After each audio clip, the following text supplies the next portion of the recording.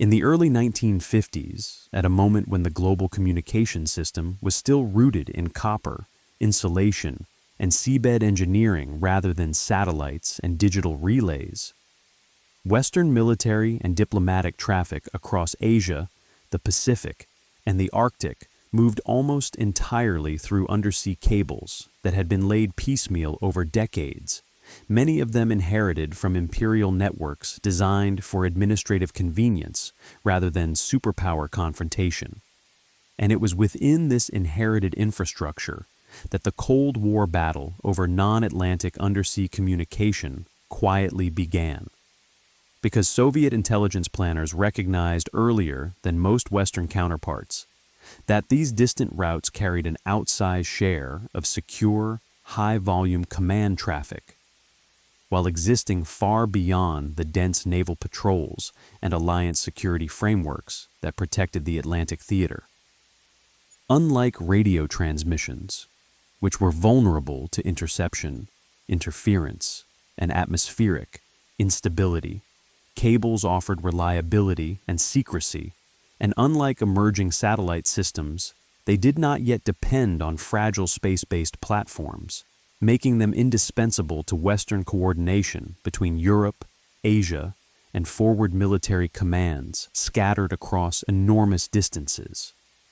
Soviet naval and signals intelligence assessments from this period treated these cable networks not as technical curiosities, but as structural dependencies whose disruption, degradation, or uncertainty could shape crisis behavior even without physical interference. And this assessment drove an early emphasis on mapping rather than action, as planners concluded that understanding where cables lay, how they were routed, and who controlled their landing points mattered more than any immediate capability to affect them. The Indian Ocean quickly emerged as a focal point because it functioned as the connective tissue between Europe, the Middle East, South Asia, and Southeast Asia, with multiple cables converging near coastal hubs that combined civilian switching facilities, colonial-era administrative offices, and military signaling responsibilities, often under jurisdictions with limited resources and fragmented authority. Soviet intelligence exploited the fact that much of this information was technically public, scattered across maritime charts, engineering journals, shipping records, and commercial contracts, allowing detailed reconstruction of cable routes and maintenance practices without clandestine collection. And by the mid-1950s, Soviet analysts possessed a comprehensive picture of non-Atlantic cable infrastructure that rivaled Western internal awareness. Western planners, by contrast, tended to view these distant routes as secondary compared to transatlantic links, assuming that radio backup and future satellite capacity would compensate for any disruption, an assumption that underestimated both the volume of traffic carried by cables and the political sensitivity of communications routed through newly independent states whose alignment and stability could not be guaranteed. As decolonization accelerated, cable landing points across South and Southeast Asia became embedded in environments where civilian ministries, foreign contractors, and nascent security services shared responsibility without clear hierarchy,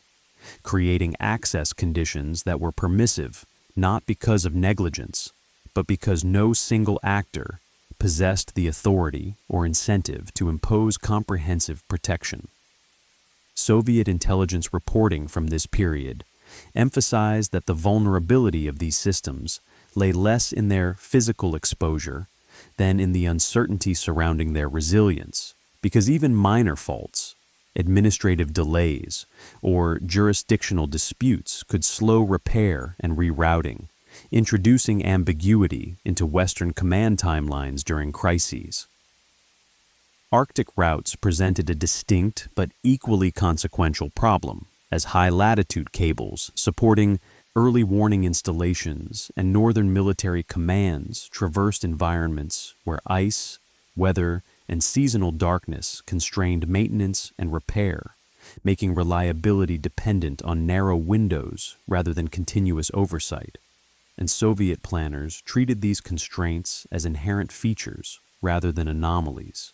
incorporating them into assessments of Western command continuity under stress.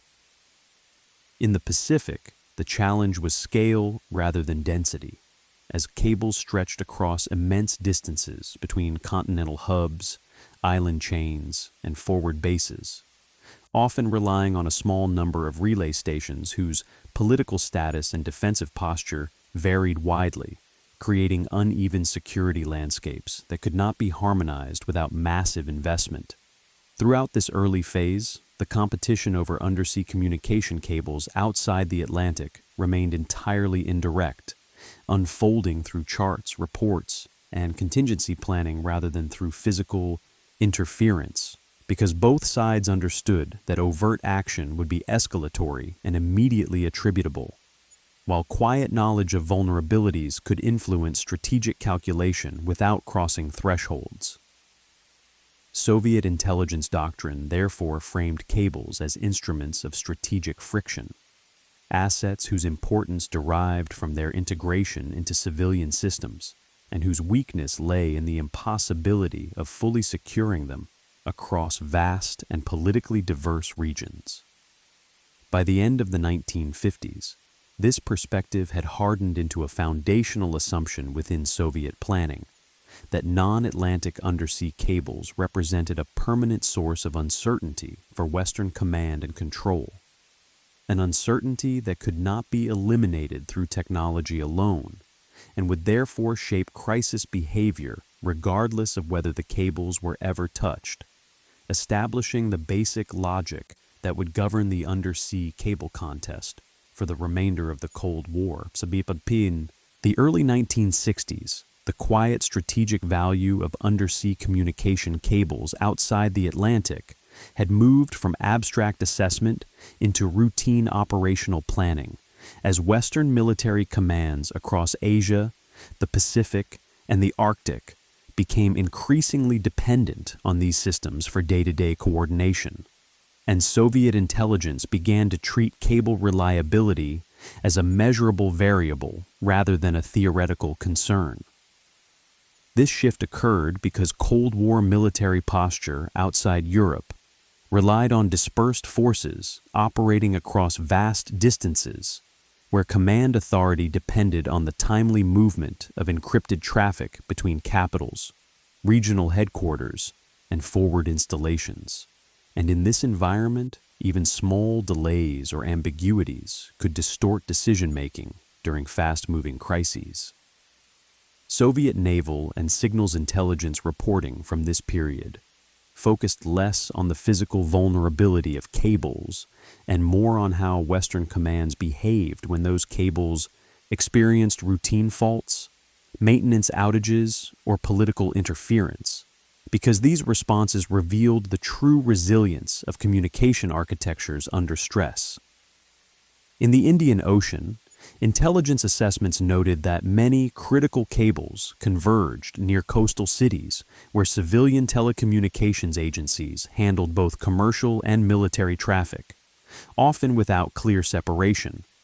meaning that disruptions caused by labor disputes, administrative delays, or local instability could affect strategic communications without any hostile action. Soviet planners paid close attention to maintenance schedules and repair timelines, recognizing that cable faults were not rare events but predictable occurrences, and that the speed with which Western commands adapted to these interruptions provided insight into their tolerance for uncertainty and their reliance on fallback systems. Western awareness of these issues increased gradually, but investment in hardening or rerouting remained uneven, because responsibility for cable security fell between military planners, civilian ministries, and private contractors, none of whom could justify large expenditures for contingencies that were politically sensitive and rarely discussed publicly. In the Pacific, where cables connected distant island territories and allied states,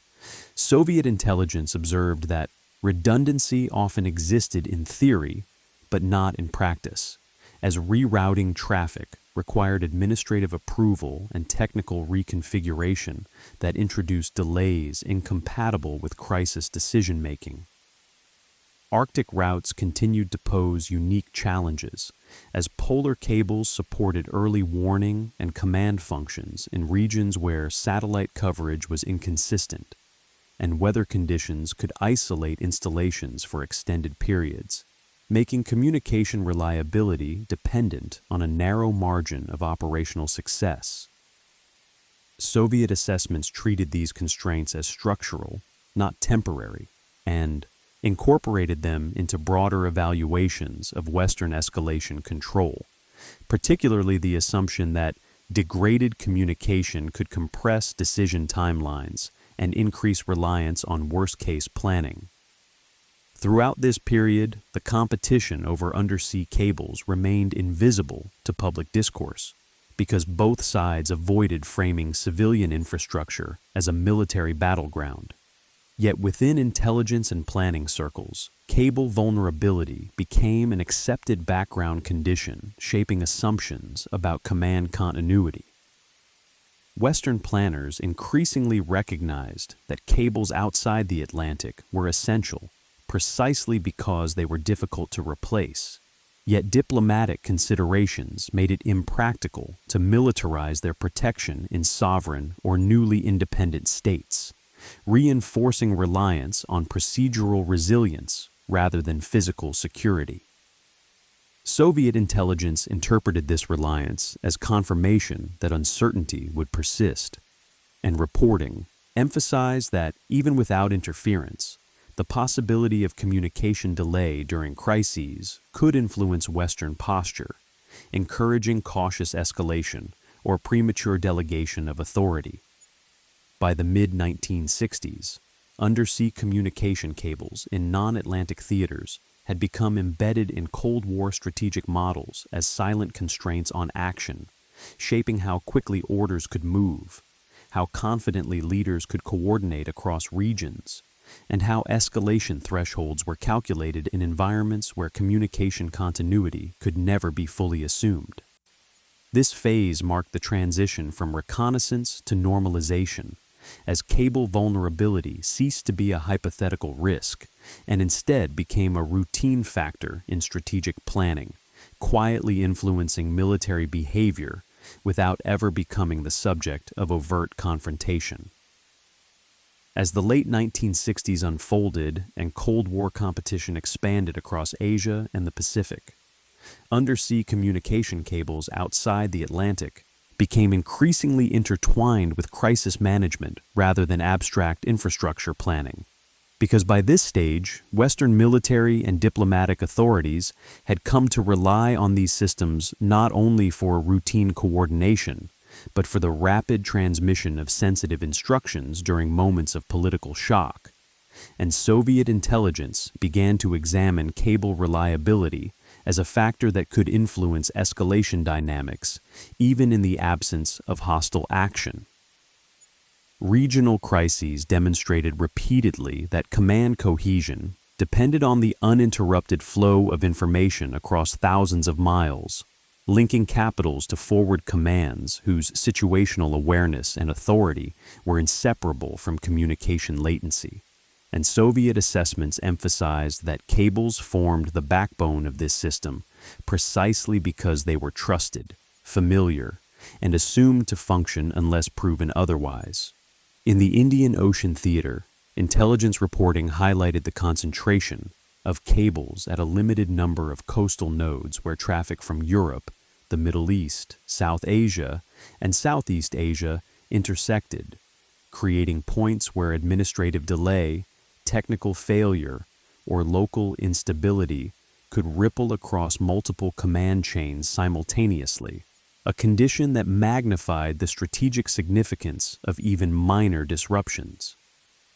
These landing points often relied on civilian technicians and foreign contractors whose priorities did not align neatly with military urgency,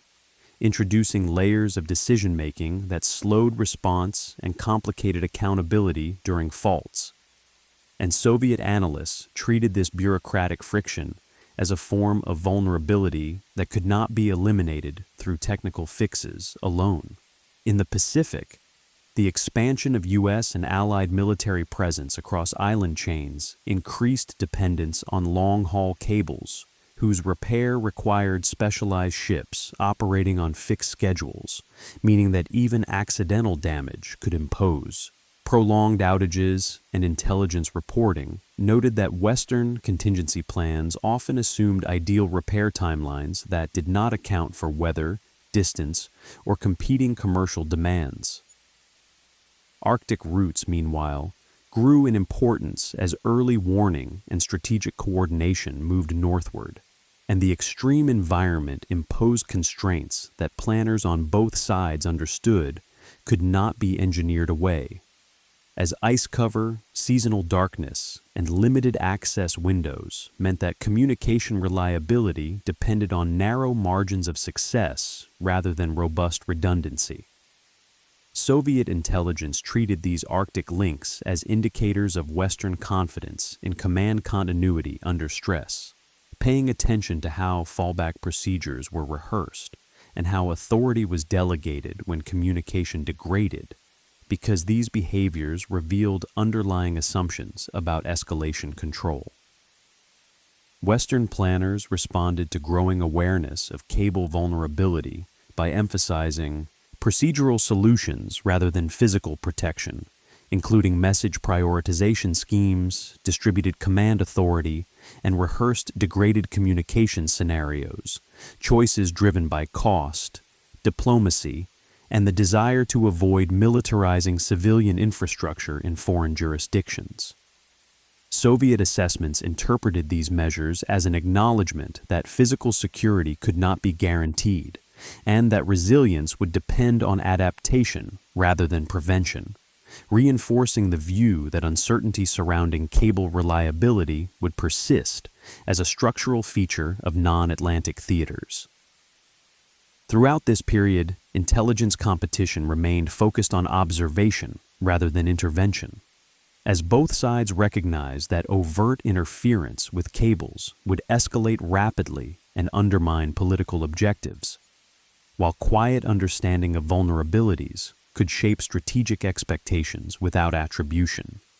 The significance of undersea cables during this phase lay not in their condition on the seabed, but in how planners incorporated the possibility of delay, misrouting, or partial outage into their calculations of response time and risk, particularly during moments when rapid coordination across regions was essential.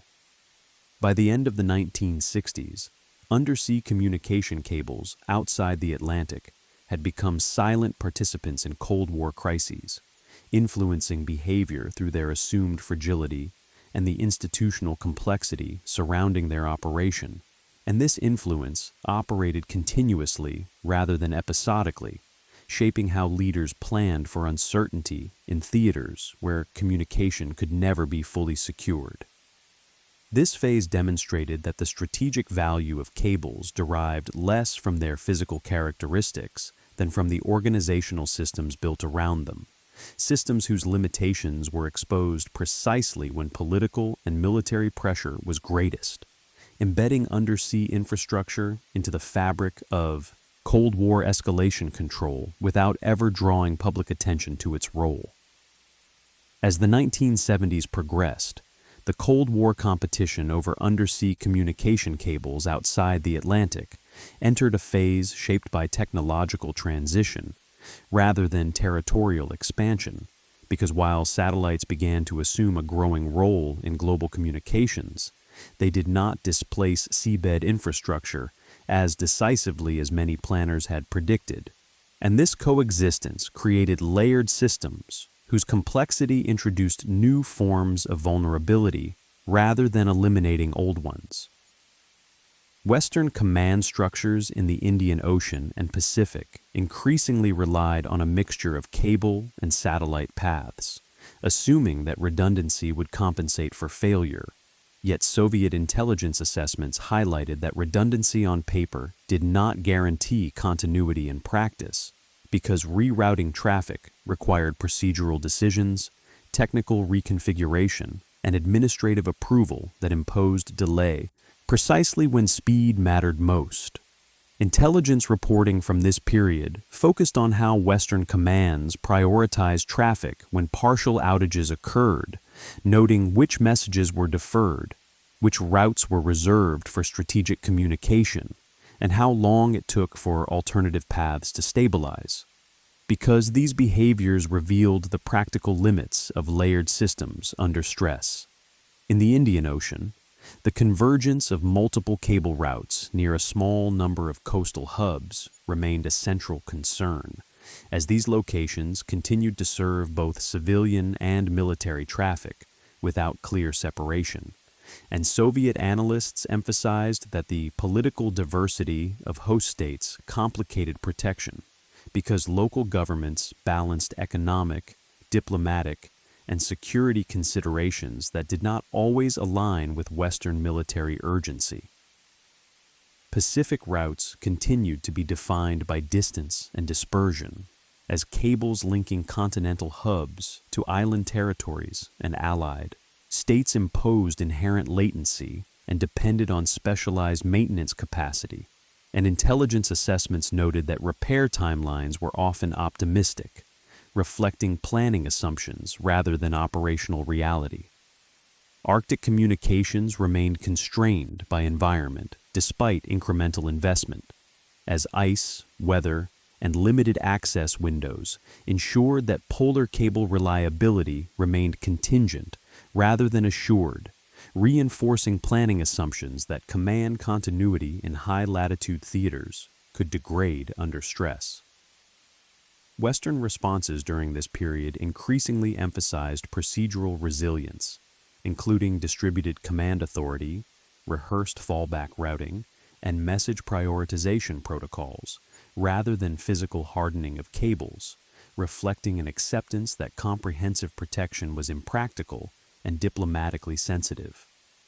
Soviet intelligence interpreted this emphasis as confirmation that undersea cables would remain a source of uncertainty rather than a controllable asset, and assessments increasingly framed cable vulnerability as a background condition shaping escalation control rather than as an exploitable weakness requiring action. Throughout the decade, intelligence competition remained deliberately restrained, as both sides avoided overt interference that could escalate rapidly and instead invested in understanding how communication degradation influenced decision-making, authority delegation, and crisis pacing. The significance of cables lay not in the likelihood of deliberate disruption,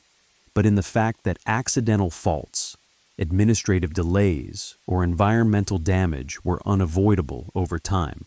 meaning that planners had to assume imperfect communication as a realistic condition during crises. By the late 1970s, undersea communication cables outside the Atlantic were fully integrated into Cold War strategic thinking as silent constraints on coordination, influencing how quickly orders could move across regions, how confidently leaders could synchronize actions, and how escalation thresholds were calculated when information flow could not be guaranteed. This phase demonstrated that technological layering did not eliminate vulnerability, but redistributed it, embedding uncertainty deeper into the systems that governed global command and control, and reinforcing the strategic importance of anticipating communication degradation, rather than attempting to prevent it outright. As a result, the contest over non-Atlantic undersea cables continued to unfold beneath the surface of Cold War planning, shaping expectations and behavior without ever becoming a visible battlefield, and confirming that infrastructure whose failure could not be ruled out exerted strategic influence precisely because it was assumed to function until it did not. As the early 1980s unfolded, the Cold War struggle over undersea communication cables outside the Atlantic shifted decisively toward the management of risk and uncertainty, because by this stage, both superpowers had accumulated enough experience to understand that these systems would never be fully secure, yet neither could afford to plan as if they were expendable. And this tension shaped how cables in the Indian Ocean, Pacific, and Arctic were incorporated into crisis and war planning. Western defense assessments increasingly acknowledge that despite the growth of satellite capacity, undersea cables continued to carry the bulk of secure, high-volume traffic, linking regional commands, allied capitals, and forward-deployed forces, particularly for routine but essential coordination that could not be reliably offloaded to space-based systems vulnerable to weather, jamming, or line-of-sight limitations.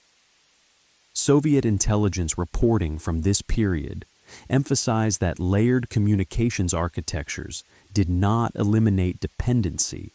but redistributed it, as cables and satellites functioned as interlocking systems whose failure modes interacted in complex ways, meaning that disruption or degradation in one layer could impose cascading strain on the other. This insight drove increased attention to how Western commands rehearsed degraded communication scenarios, how authority was delegated when links slowed or failed,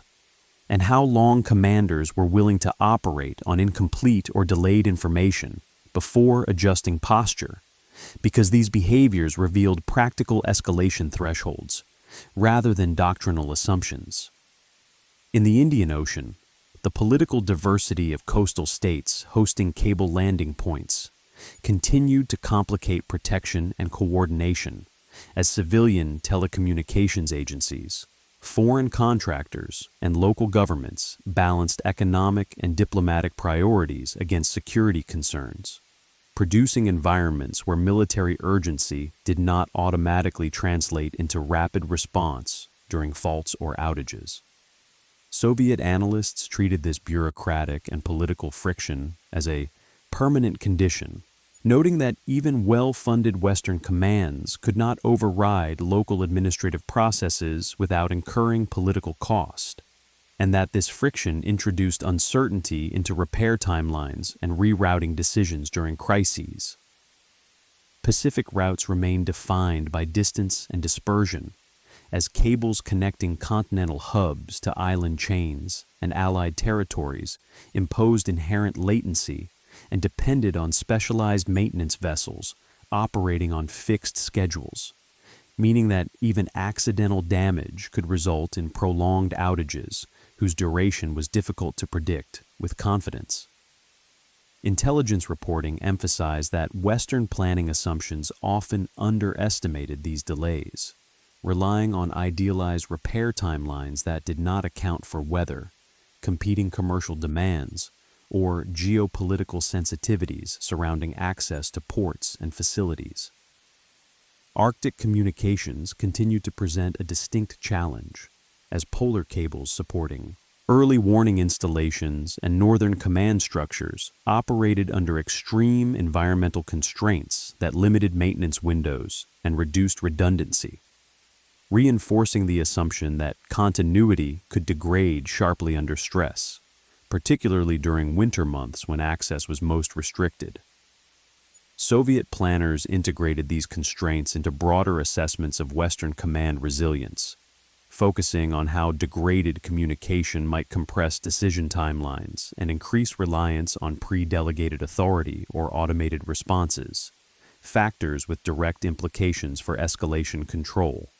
Western responses during this period increasingly emphasized organizational adaptation rather than physical protection, including distributed command structures, pre-approved contingency orders, and prioritized traffic schemes designed to function under partial connectivity, reflecting an acceptance that comprehensive security for civilian-owned infrastructure across foreign jurisdictions was neither practical nor politically sustainable. Soviet intelligence interpreted this shift as confirmation that undersea cables would remain a source of strategic uncertainty rather than a controllable asset, and assessments increasingly framed cable vulnerability as an enduring background condition shaping crisis dynamics rather than as an opportunity for deliberate exploitation. The contest therefore remained deliberately indirect, as both sides recognized that overt interference would escalate rapidly, while quiet anticipation of communication degradation could influence planning without attribution. By the mid-1980s, undersea communication cables outside the Atlantic had become embedded in Cold War strategic culture as silent constraints on coordination, influencing how quickly commands could synchronize actions across theaters, how confidently leaders could issue instructions, and how escalation thresholds were calculated in environments where information flow could not be assumed to be perfect. This phase demonstrated that the strategic significance of cables lay not in their physical state on the seabed, but in the organizational and psychological effects of their potential unreliability, effects that shaped behavior continuously rather than episodically. As Cold War tensions fluctuated, planners on both sides increasingly treated degraded communication as a realistic operating condition rather than an exceptional event, ensuring that undersea cables remained central to strategic thought,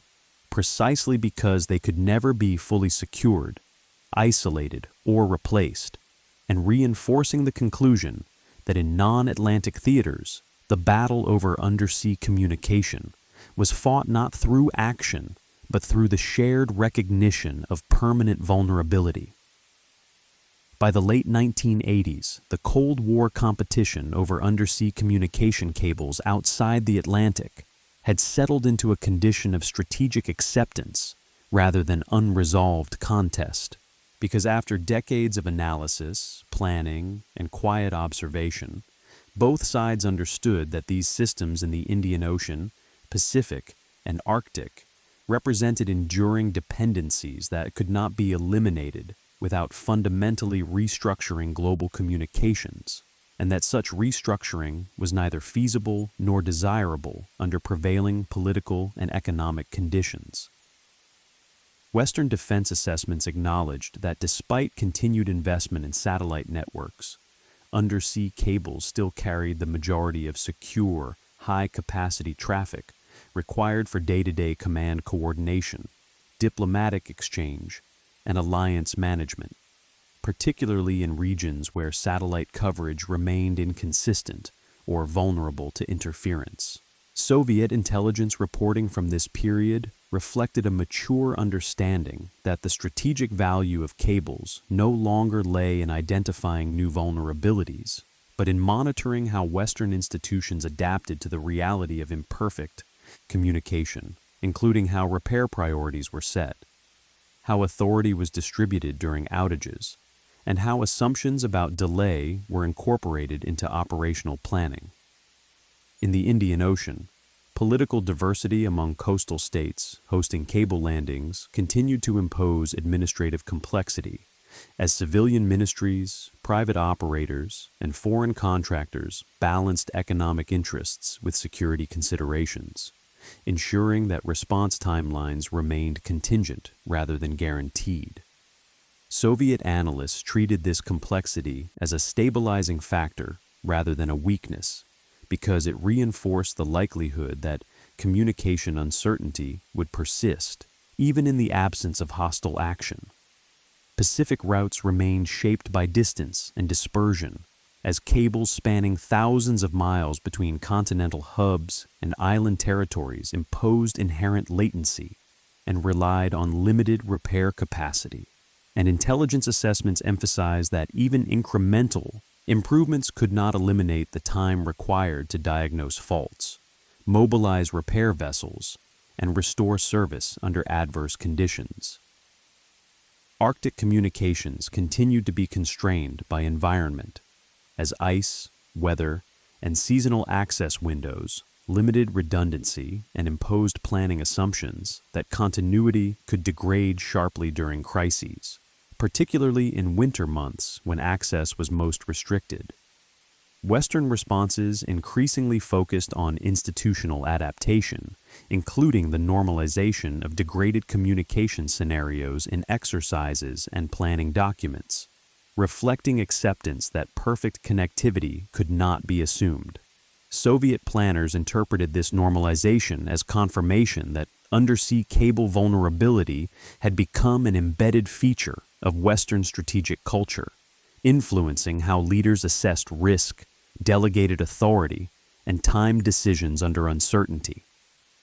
The absence of overt interference throughout the Cold War did not diminish the strategic significance of cables, because their influence was exerted through anticipation rather than action, shaping expectations about response time and coordination long before any crisis escalated.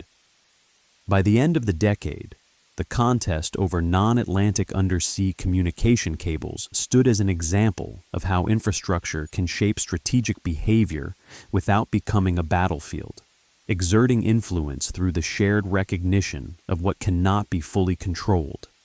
This condition underscored a central lesson of Cold War competition outside Europe, that some of the most consequential constraints on power derive not from adversary action, but from the inherent limits of the systems on which power depends, and that strategy must be built around these limits rather than against them. In the final assessment of the Cold War battle over undersea communication cables outside the Atlantic theater, the historical record shows a competition shaped not by sabotage or direct confrontation, but by the steady internalization of infrastructural vulnerability into strategic thought.